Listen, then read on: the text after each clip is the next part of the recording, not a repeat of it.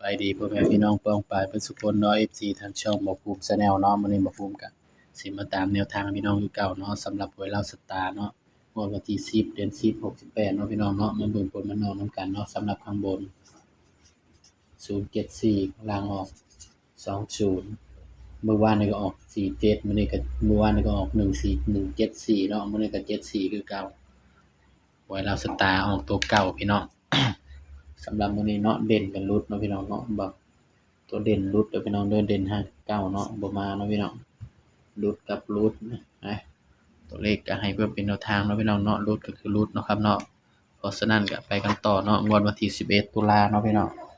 สำหรับลาวสตาร์เนาะครับเนาะตามกันต่อเลยพี่น้องสำหรับมื้อนี้เนาะบ้านเขียวเฮาก็ปังทั้งมื้อเด้อเนาะพี่น้องปังแต่รอบเช้ามาจนตรงรอบ นี่คือหวยลาวสตาร์เนาะครับเนาะ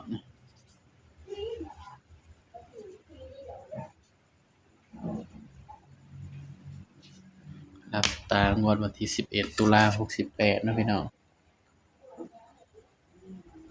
ก็มาเบิ่งนำกันเนาะว่าภูมิสิให้เด่นตัวใดเนาะพี่น้องเนาะ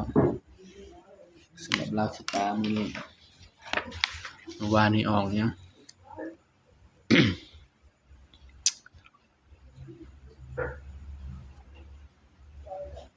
วานนี้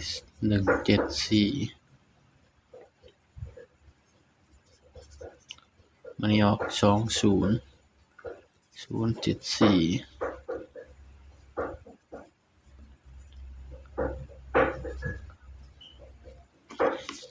สำหรับเด่นเบอร์อื่นเนาะพี่น้องเนาะเด่นลาวสตาร์เบอร์อื่นพี่น้อง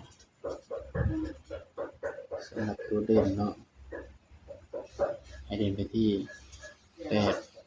เด่น8กับ9เด้อพี่น้องเด้อสำหรับลาวสตาร์เบอร์อื่นเนาะครับเนาะนี่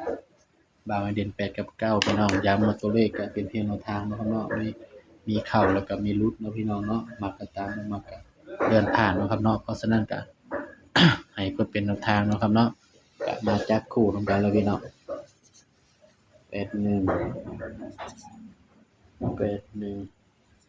82 87 91 92 97บ่าวก็ให้แค่ส่ำนี้เนาะพี่น้องเนาะบ่ให้หลายคู่เนาะ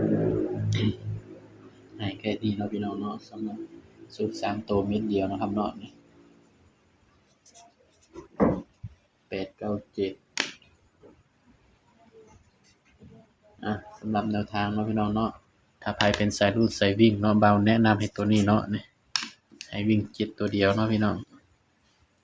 คลิปนี้เนาะก็ฝากพี่น้องเป็นเพียงแนวทางเนาะพี่น้องเนาะย้ำว่าตัวเลขมีเข้ามีหลุดเนาะสำหรับชุดกันพี่น้อง80กับ90นะครับเด้อในสำหรับตัวกันเนาะย้ำว่าตัวเลขก็ให้เพื่อเป็นแนวทางเนาะครับเนาะมีเข้ามีหลุดพี่น้อง